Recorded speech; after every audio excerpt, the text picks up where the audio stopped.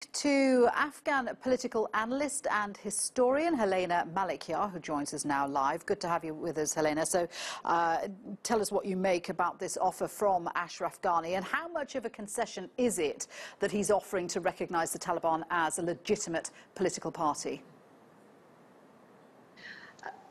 I think President Ghani today offered a comprehensive package for the start of a genuine peace process.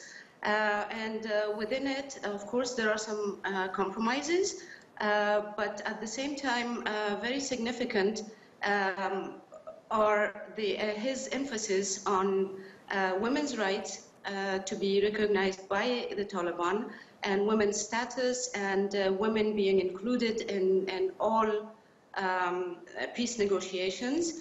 That is very significant, because that's a point that a lot of Afghans and today's Afghan society have always been worried about whenever there's talk of negotiation with the Taliban. We don't want to lose the gains of the past 16, 17 years, and women's rights is one of them, as well as other rights mentioned in the Afghan constitution, which the president also mentioned that. Can I ask you how you think the Taliban will respond? Because historically, the Taliban have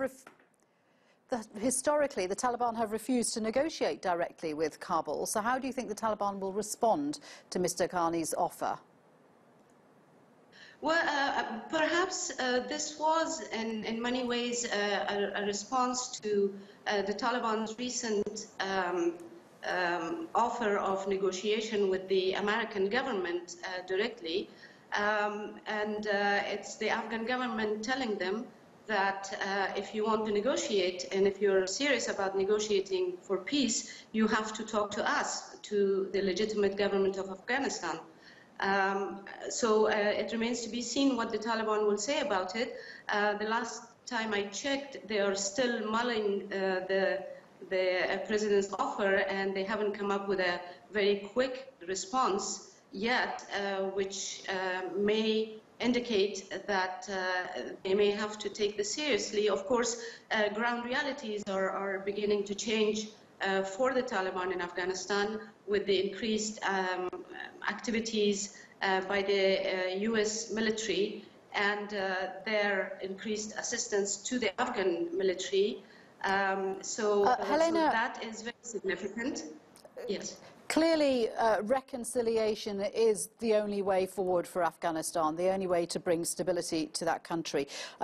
If the Taliban became a political power and came to the table to negotiate, what would they bring to the table? What demands would they make, and would that be palatable to the West? I think President Ashraf Ghani today clearly indicated the red lines for today's Afghan society, which is recognition of the Afghan government, and recognition and respect for the Afghan constitution, and respect for rule of law. The details can be negotiated, of course, like any other peace negotiation after such a long period of war. The negotiation will take time too, and they may want to bring some changes to the system that's currently in place in Afghanistan.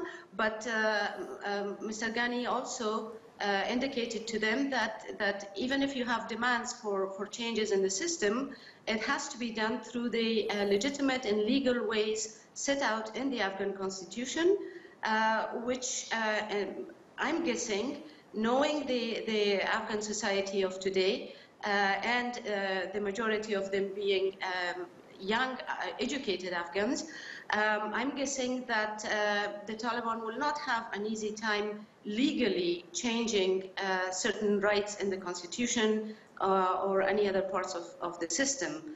But that remains to be seen, and I think that's a long way from today. Helena, thank you very much indeed for joining us. Good to get your analysis there. Helena Malikyar there.